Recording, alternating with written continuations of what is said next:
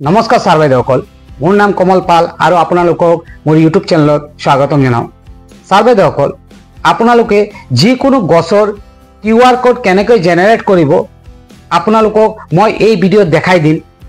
আপোনালোকে এই video' skip নকৰাকৈ সম্পূৰ্ণ চাব আৰু আপোনালোকে যদি মোৰ চেনেলটো এতিয়ালৈ ছাবস্ক্ৰাইব কৰা নাই অনুগ্ৰহ কৰি ছাবস্ক্ৰাইব কৰিব আৰু নটিফিকেশ্যন বেল আইকন টাচ কৰি অল কৰি দিব। ধন্যবাদ। আপোনালোকে গছৰ QR কোড বনাবৰ বাবে বা যিকোনো বস্তুৰ QR কোড বনাবৰ বাবে আপোনালোকে ফাৰ্ষ্ট গুগল ক্ৰম ওপেন কৰিব। ওপেন কৰি আপোনালোকে গুগল ক্ৰমক ডেস্কটপ সাইড কৰি ল'ব আৰু ইয়াতে আপোনালোকে টাইপ কৰিব monkey QR code generator. Type কৰি আপোনালোকে সাৰ্চ কৰিব। সাৰ্চ কৰাৰ পিছত ইয়াতে আপোনালোকে দেখা পাই আছে অপচন আহিছে প্ৰথম QR code monkey the free QR code generator to create custom.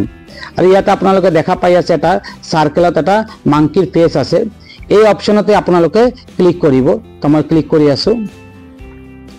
Click কৰাৰ পিছত এনেকুৱা পেজ ওপেন হ'ব। ইয়াতে আপোনালোকে ফাৰ্ষ্ট কি কৰিব টেক্সট সিলেক্ট কৰি ল'ব। ওপৰত আপোনালোকে দেখা পাই আছে URL লিখা আছে, টেক্সট লিখা আছে। আপোনালোকে টেক্সটত ক্লিক কৰিব। তো মই কৰি আছো। ইয়াৰ পিছত ইয়াতে এন্টাৰ কন্টেন্ট আপোনালোকে যি বিষয়ৰ ওপৰত QR কোড বনাব বিচাৰে ইয়াতে আপোনালোকে কন্টেন্ট ফিল আপ কৰি দিব।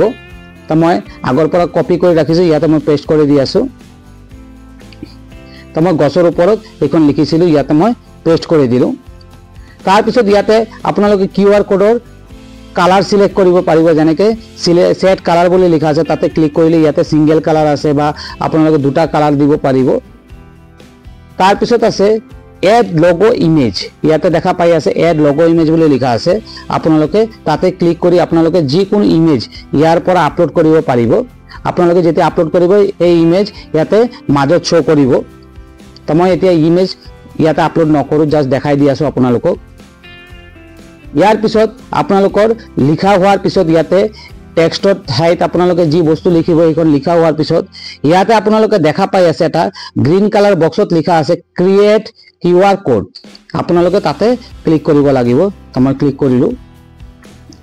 এতিয়া দেখা পাই আছে আপোনালোকৰ ইয়াতে QR কোডটো জেনাৰেট হৈ গ'ল। ইয়াৰ পৰা আপোনালোকে কি কৰিব পাৰিব ডাউনলোড কৰিব পাৰিব। তো মই ডাউনলোডত ক্লিক কৰি আছো। ক্লিক কৰাৰ পিছত এনেকুৱা এটা মেসেজৰ নিচিনা আহিব। ইয়াতে দেখা পাই আছে your QR code is being generated please wait বুলি লিখা আহিছে। এতিয়া অটোমেটিক এইখন মেসেজ কমপ্লিট হোৱাৰ পিছত আমাৰ ইয়াতে ডাউনলোডৰ অপচন আহি যাব। আমি কি কৰিম ডাউনলোড এগেইনত ক্লিক কৰি, মই আগত ডাউনলোড কৰিছিলো সেইকাৰণে ইয়াতে ডাউনলোড এগেইন বুলি লিখা আছে। তো মই ডাউনলোড এগেইনত ক্লিক কৰিম। এতিয়া ওপৰত দেখা পাই আছে আমাৰ QR কোড ডাউনলোড হৈ গ'ল। এইদৰে আপোনালোকে যিকোনো বস্তুৰ ওপৰত QR কোড বনাব পাৰিব। তো ধন্যবাদ সকলোকে। আৰু আপোনালোকে যদি মোৰ চেনেলটো এতিয়ালৈ ছাবস্ক্ৰাইব কৰা নাই অনুগ্ৰহ কৰি ছাবস্ক্ৰাইব কৰি দিব আৰু নটিফিকেশ্যন বেল আইকন টাচ কৰি অল কৰি দিব। ধন্যবাদ।